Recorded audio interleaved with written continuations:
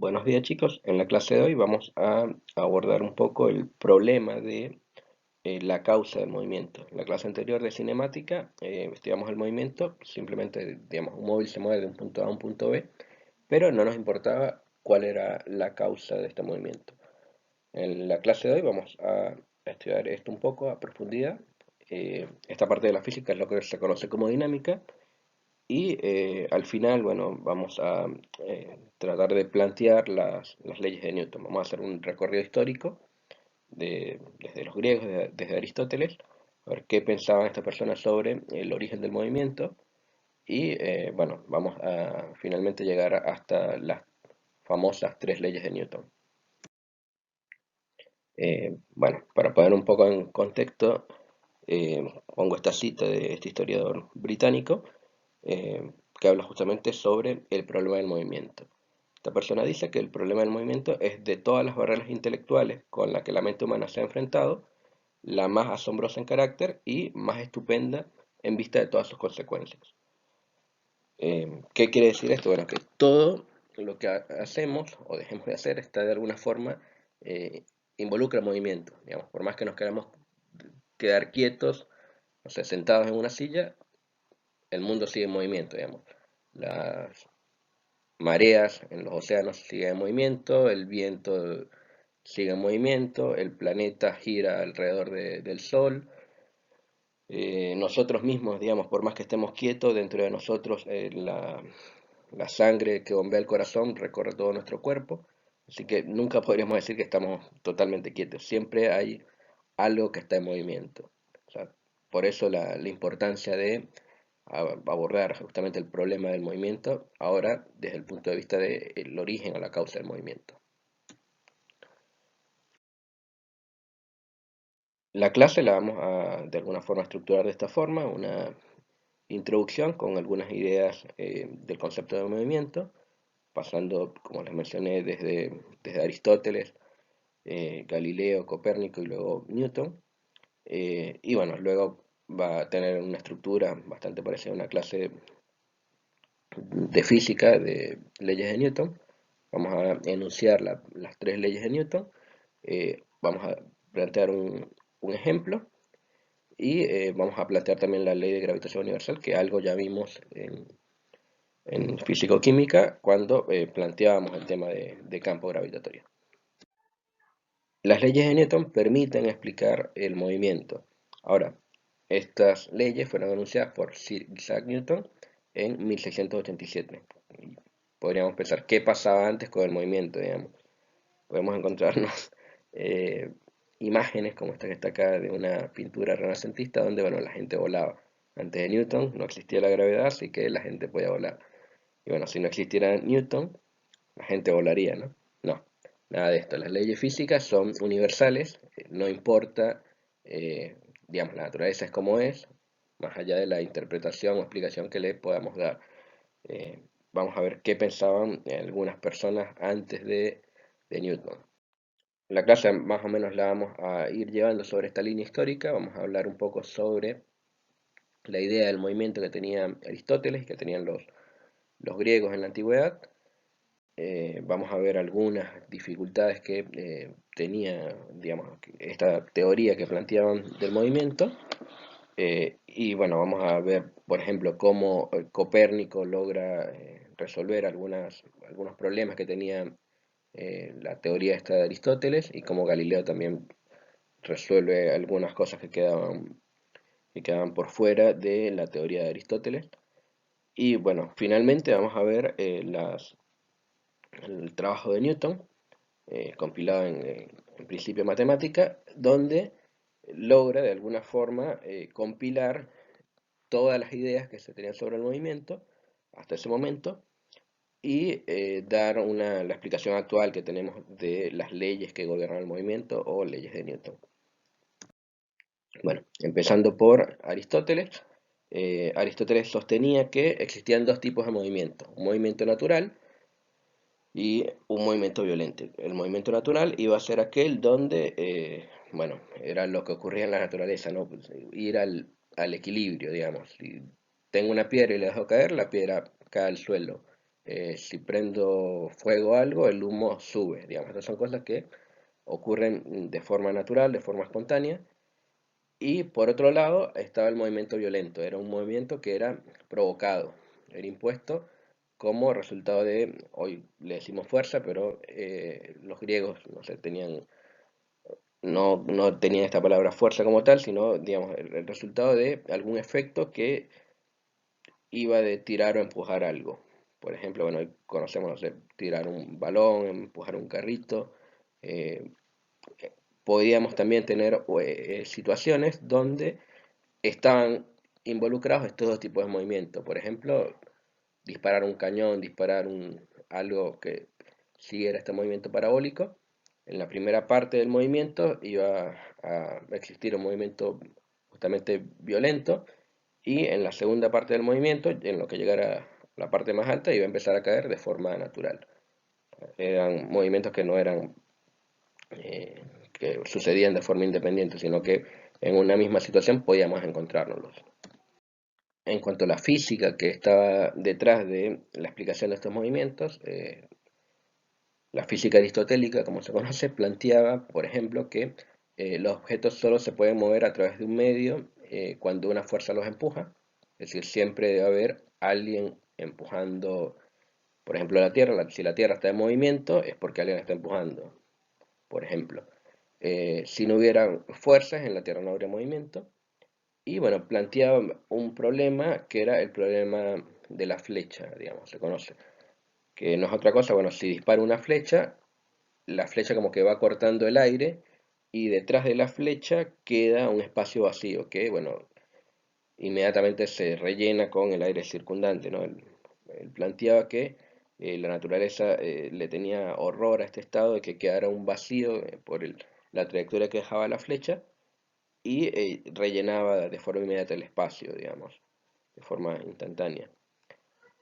Ahora, ¿qué problemas empiezan a aparecer con estos planteos de la física aristotélica? Y bueno, por ejemplo, el movimiento de la Tierra. Si la Tierra está quieta, eh, ¿quién la sostiene de que no caiga, por ejemplo?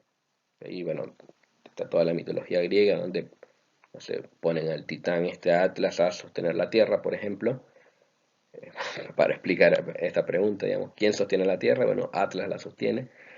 Y si la Tierra está en movimiento, ¿quién la está empujando? Porque justamente la física aristotélica, en el primer enunciado, lo que plantea es esto, ¿no? Que los objetos solo pueden moverse a través de un medio cuando hay una fuerza que lo empuja. Es decir, cuando hay alguien que los está empujando. Y bueno, ¿quién eh, está empujando la Tierra, por ejemplo? Y es un primer problema que empieza a descoser esta teoría. Otro problema que tenía la física aristotélica era que, bueno, en su modelo cosmológico planteaba que el universo, digamos, era estático, digamos, la Tierra estaba en el centro del universo, luego había esferas concéntricas a la Tierra.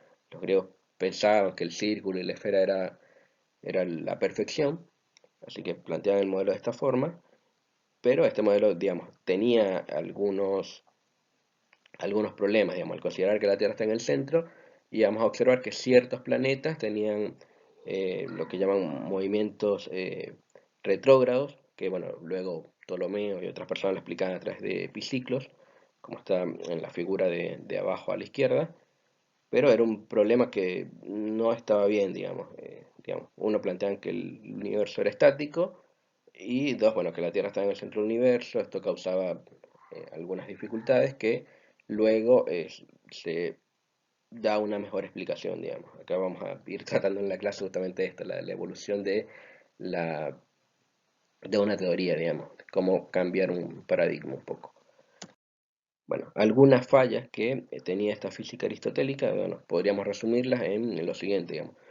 No reconoce el principio de inercia, este cambio brusco de movimiento, digamos, vamos, no sé, en una bicicleta, pongo el ejemplo acá, y chocamos contra una piedra, vamos a querer seguir en el movimiento que veníamos antes, digamos, esta inercia, este cambio, bueno, inercia, esta oposición al cambio del movimiento, no lo explicaba la física de Aristóteles. Pensaba que, bueno, que todo cuerpo se tenía que mover a velocidad constante siempre que alguien lo estuviera empujando. Ponemos el ejemplo de la Tierra, digamos, ¿quién empuja la Tierra? No se acepta la idea del vacío, por lo tanto tampoco hay un concepto de fricción. Hoy pensemos que eh, un objeto que se mueve a través de un medio, por ejemplo, no sé, el aire, un auto que va en una ruta, hay aire, el auto va cortando el aire, va haciéndose paso a través del aire, o no sé, un barco en el mar va cortando el agua, esto causa fricción. Este concepto no lo manejaban, el concepto de fricción. Eh, Esto por parte de la física. Luego en la sociedad nos encontramos que no había muchas personas que estuvieran interesadas en el estudio del movimiento. Y por otra parte, bueno, Aristóteles creía que era innecesario el uso de matemáticas para describir el movimiento. Era una falla que, bueno, más adelante vamos a ver que otros pensadores le dan un poco más de importancia. Y bueno, empezamos con la idea del movimiento de Aristóteles. Estas son las fallas que tiene el modelo de movimiento de Aristóteles. Ahora vamos a ver cómo se fueron de alguna forma subsanando estas fallas. Eh, Fíjense que hubo que esperar más de 1700 años, del siglo III a.C. hasta finales de 1400, principios de 1500, para retomar la idea de Aristarco de Samos de que en realidad era el Sol el que estaba en el centro del universo. Esto lo hace Nicolás Copérnico, digamos, que fue un polaco, nació en 1473 y murió en 1543, que, bueno, básicamente lo que propone es que el Sol era el que estaba en el centro del universo, propone que el Sol está inmóvil en el centro, está anclado en el centro, y alrededor de él van a orbitar en órbitas circulares la Tierra y el resto de los planetas, y van a orbitar en una forma, digamos, ordenada. Mercurio va a estar más al centro, luego Venus, la Tierra, Marte, Júpiter y Saturno, que eran los planetas que se conocían hasta ese momento. Eh, bueno, también plantea que la Tierra iba a tener tres tipos de movimiento. Un primer movimiento de rotación alrededor de su propio eje, que es el que justamente causa el día y la noche. Luego un movimiento de traslación en torno al Sol, eh, que bueno, va a ser la órbita alrededor del Sol que da del año. Y por último plantea que la Tierra iba a estar inclinada sobre su eje, que es lo que da el origen a las estaciones, y esta inclinación de la Tierra tenía un movimiento muy lento. eh, es el movimiento que hoy conocemos que tiene, no sé, por ejemplo, un trompo, una peonza, que es un movimiento de precesión. Va de alguna forma cambiando la orientación de este eje de precesión. Unos años después de Copérnico, viene Galileo, digamos, Galileo Galilei, que vivió entre 1564 y 1642, y bueno, lo que plantea Galileo es que para comprender los fenómenos naturales debemos recurrir a la ayuda del lenguaje matemático. Debe ser posible traducir experiencias cualitativas en términos cuantitativos. De esta forma propone, digamos, lo que conocemos como modelos, establece modelos, idealiza, bueno, plantea justamente que el lenguaje propio de la naturaleza va a ser el lenguaje matemático, y bueno, acá es, vamos a decir, el que crea la cinemática. No se ocupa de la causa del movimiento, sino que estudia en sí el movimiento, digamos. De alguna forma es el padre de la cinemática. Y bueno, vamos a ver un poco qué tipo de experimentos hizo. Respecto a lo que pensaba Galileo del movimiento, bueno, nos vamos a encontrar que Galileo decía, digamos, que todos los objetos tienen movimiento, pero hay una fuerza de fricción que hace que se detenga. Y si esta fuerza no existe, los cuerpos se movieran de forma constante a cierta velocidad. Esto lo hace justamente estudiando el movimiento en planos inclinados. Eh, de alguna forma empieza a incorporar un nuevo concepto que no tenía la física aristotélica, que es la idea de fricción. Y es la idea también de, digamos, el movimiento siempre, digamos, ahora vamos a ver que se va relacionado justamente con la primera ley de Newton, ¿no? Pero justamente si un cuerpo está en movimiento, va a seguir en movimiento a menos que exista fuerza de roce. La fuerza de roce es lo que hace que se frene. ¿Qué causa esta fuerza de roce? Bueno, por ejemplo, el contacto con una superficie, digamos, un autito o una rueda se frena por el roce que existe con el piso, un barco se frena por el roce que existe con el agua del río o del mar, no sé, un avión se frena, o un auto se frena también por el roce que tiene con el aire. Entonces, ya esta es una primera idea, digamos, de un concepto importante como lo es la fricción. Vamos a ver que va a ser importante en la física de Newton. Con esta línea histórica llegamos a Isaac Newton, bueno, quien nace en Inglaterra en 1642 y muere en 1727.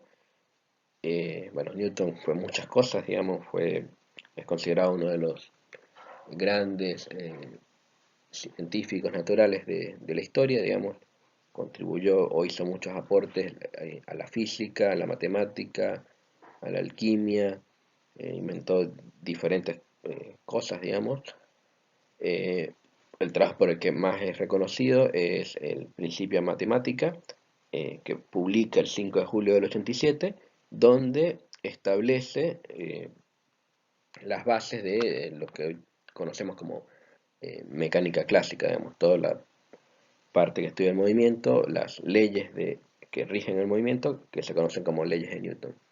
Hay una anécdota que dice que Newton estaba debajo de un árbol de manzana y observa cómo cae una manzana. Bueno, esto es algo que muchas personas habían observado antes, pero la pregunta que se hace Newton es ¿por qué esta manzana cae, digamos, en línea recta, digamos? Porque la trayectoria que describe es, digamos, la más corta o entre la rama donde está en el árbol hasta la tierra. ¿Por qué no va primero para un lado y después cae o sale para otro lado, sino que cae siempre apuntando hacia la tierra, digamos? Esto, bueno, es lo que conocemos como fuerzas centrales, ¿no? Pero bajo esta idea, digamos, empieza a describir, bueno, la fuerza central, estudia también el movimiento de la Tierra y la Luna, digamos. Eh, en realidad lo que plantea es que la Luna siempre se está cayendo sobre la Tierra, pero la Luna traía una velocidad inicial en algún momento y tiene dos movimientos, digamos. Hay un movimiento acoplado donde la Luna, si en verdad, en realidad está cayendo sobre la Tierra, también se desplaza hacia un lado. Entonces, siempre lo que termina es teniendo esta órbita circular alrededor de la Tierra. Él lo compara también con, no sé, por ejemplo, disparar un cañón.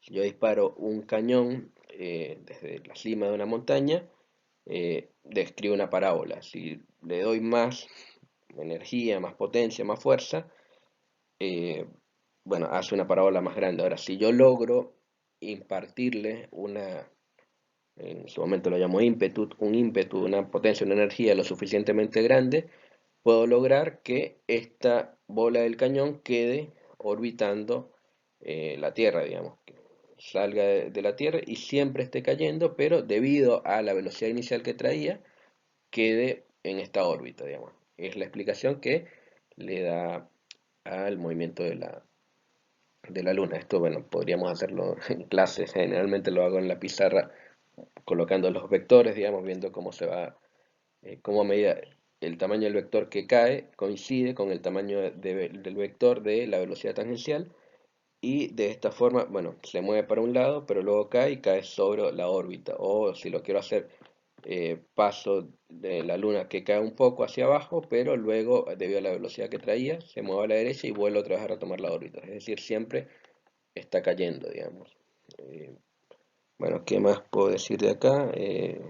Bueno, justamente a través de esta idea de la manzana, logra relacionar que el fenómeno de la caída de la manzana con el fenómeno del movimiento de la luna, en realidad se explican a través del mismo concepto de la gravitación universal, que es justamente lo que publica en el Principia Matemática.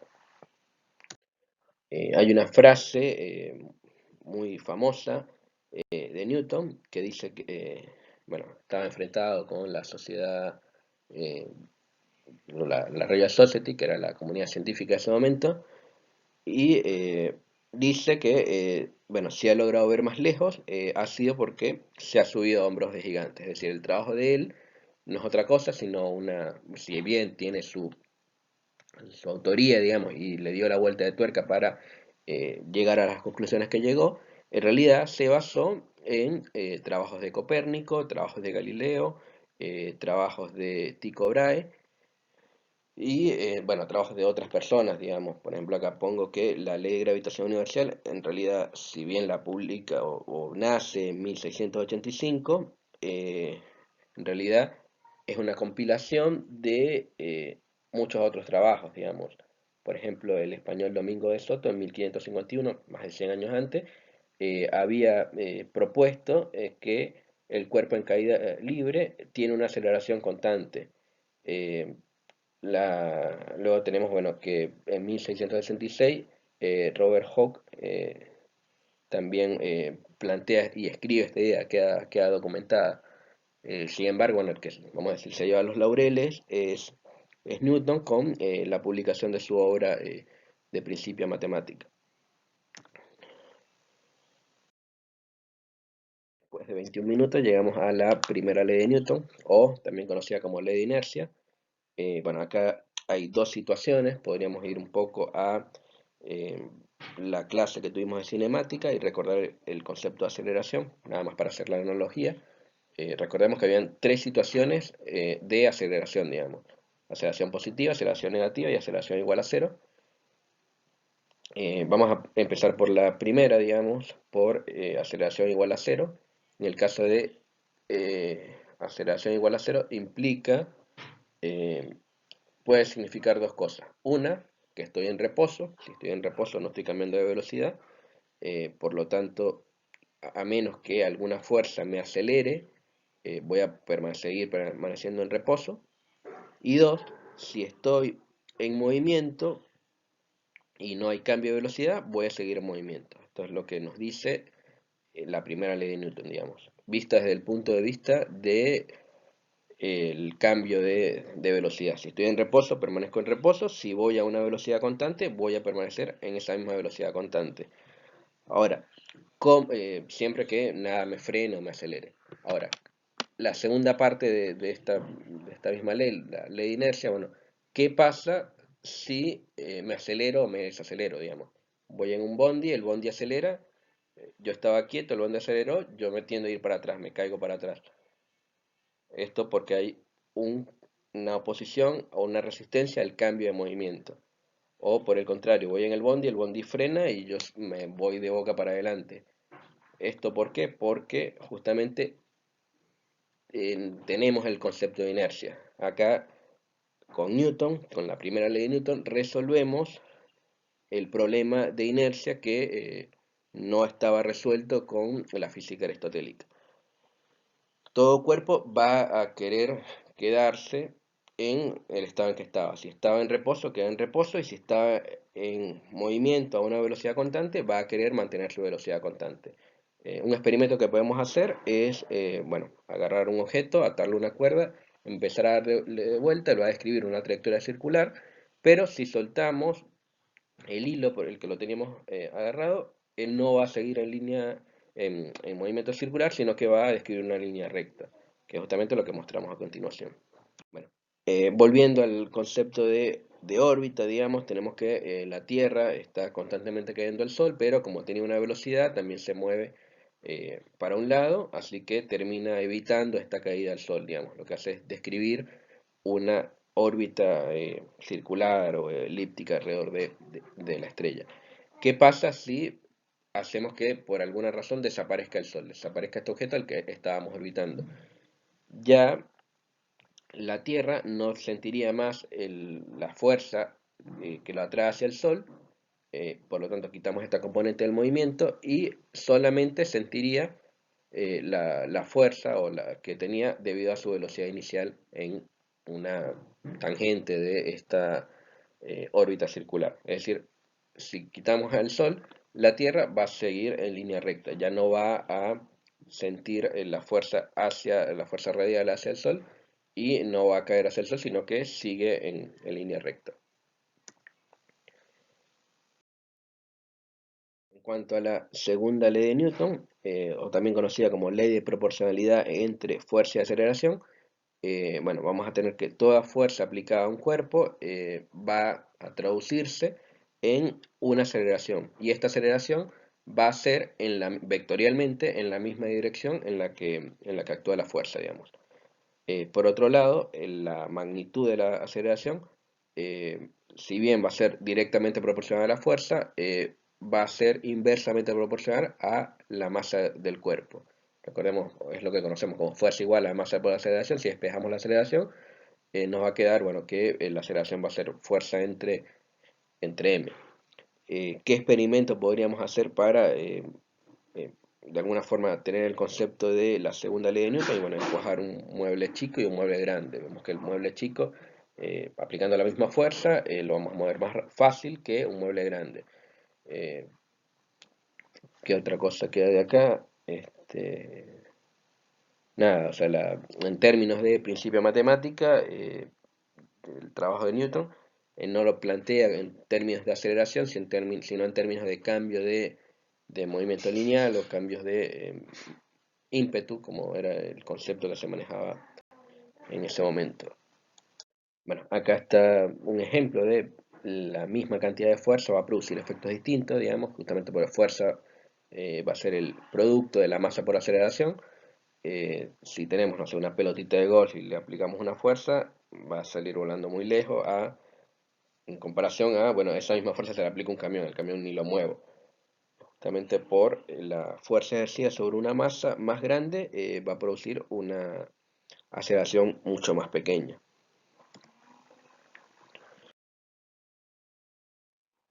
Bueno, en cuanto al tema de unidades, siempre es importante manejar las unidades. La aceleración va a ser directamente proporcional a la fuerza aplicada, inversamente proporcional a la masa del cuerpo. Pensémonos como que, bueno, fuerza es masa por aceleración. La fuerza vamos a medirla en una unidad especial que es el Newton. La aceleración, recordemos, de cinemática se mide en metros por segundo cuadrado. Y la masa, bueno, en kilogramos. De esta forma el Newton va a tener un equivalente en términos de el sistema de unidades internacional o MKS o SIMELA, el que queramos utilizar, kilogramos metros sobre segundo cuadrado. En otro sistema, el sistema CGS, centímetros gramos segundo, va a tener un equivalente a una unidad especial que se llama DINA. Y una DINA va a tener su equivalente con el Newton por 10 a la 5, es decir, por 100.000. Un kilogramo fuerza en términos de una unidad técnica, digamos, va a tener esta flechita arriba, va a tener un equivalente de 9,8 newton en el sistema MKS.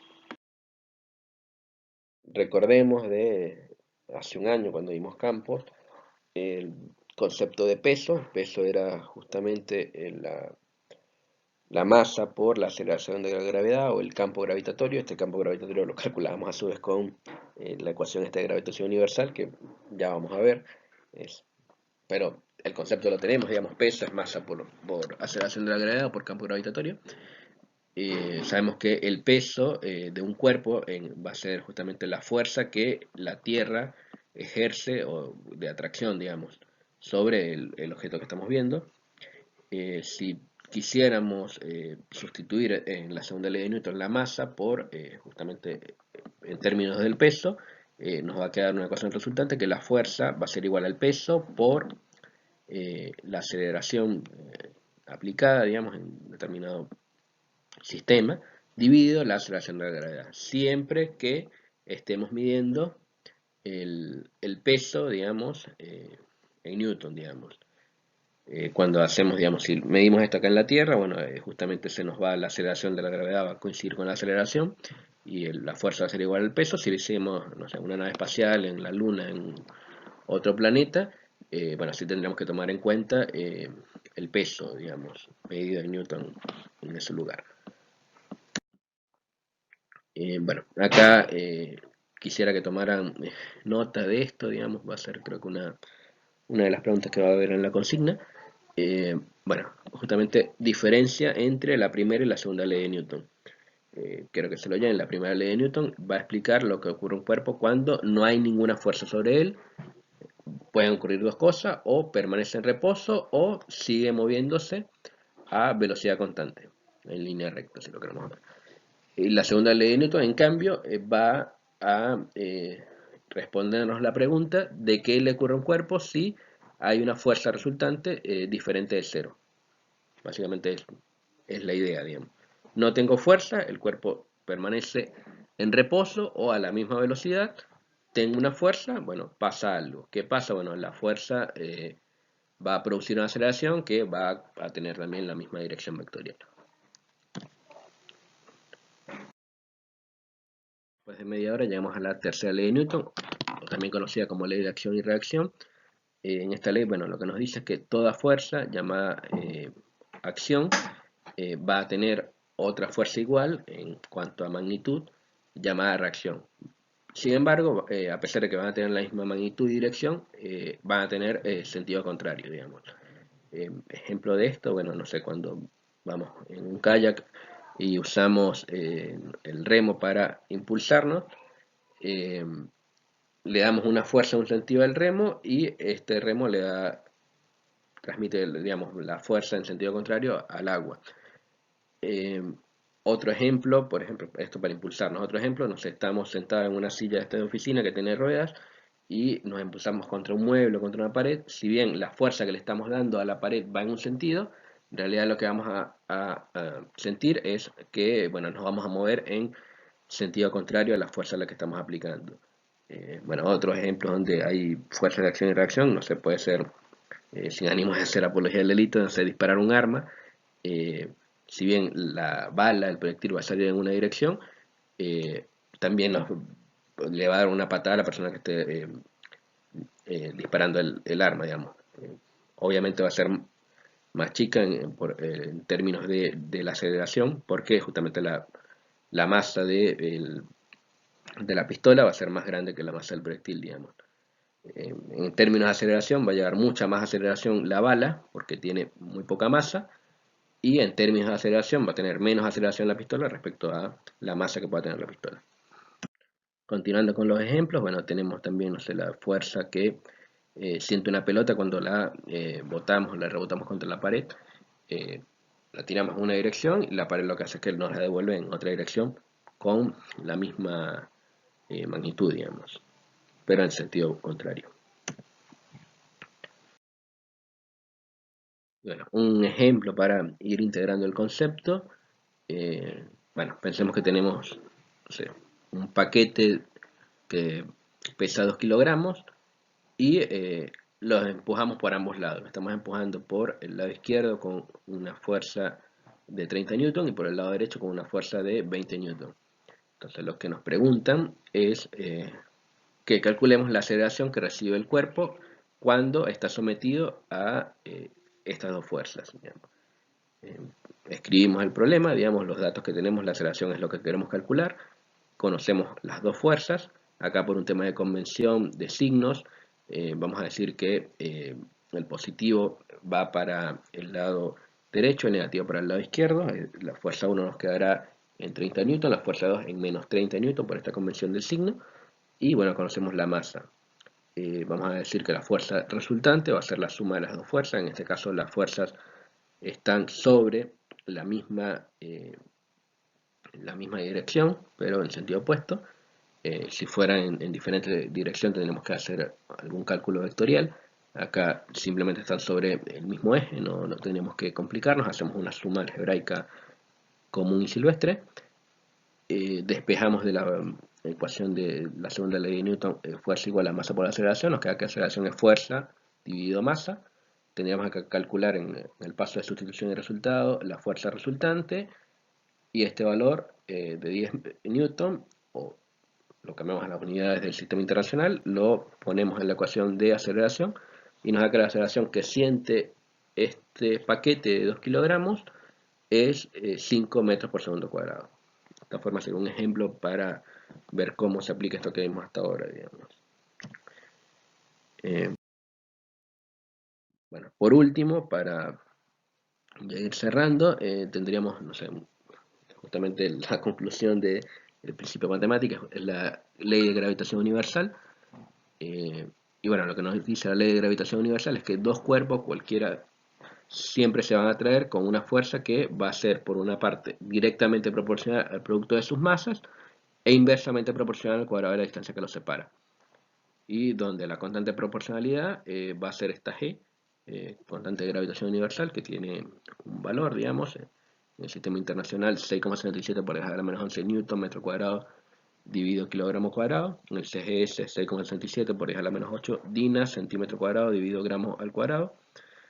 Las masas, bueno, tenemos que la distancia llevarla al sistema de unidades que tenga esta constante, y bueno, nos va a dar la fuerza resultante. Recordemos que, bueno, ya lo vimos en una clase anterior y el año pasado, en el caso de la Tierra, colocando la masa de la Tierra, la G y el radio de la Tierra, teníamos la aceleración de la gravedad, digamos, de ahí es donde sale ese famoso 9,8, para que fuerza o peso sea igual a masa por gravedad. Y bueno, ya así, ya para cerrar, les dejaría este problema planteado. Eh, Nada, es usar la ecuación esta de gravitación universal y responder las preguntas que les planteo, digamos. Leo el ejercicio: durante un eclipse solar, la Luna, la Tierra y el Sol van a estar alineados, digamos, van a estar en la misma línea. La Luna va a quedar en el medio de la Tierra y el Sol, o entre, ¿no? En el medio. Lo que nos preguntan es cuál es la fuerza que eh, ejerce el Sol sobre la Luna, cuál es la fuerza que ejerce la Tierra sobre la Luna, y cuál es la fuerza que ejerce el Sol sobre la Tierra. Esto sería básicamente lo que les pido, digamos, resolver estas tres preguntas. Y bueno, alguna otra pregunta, algún otro eh, alguna pregunta que les haga en la consigna respecto a la parte que vimos teórica, digamos. Con esto sería la clase.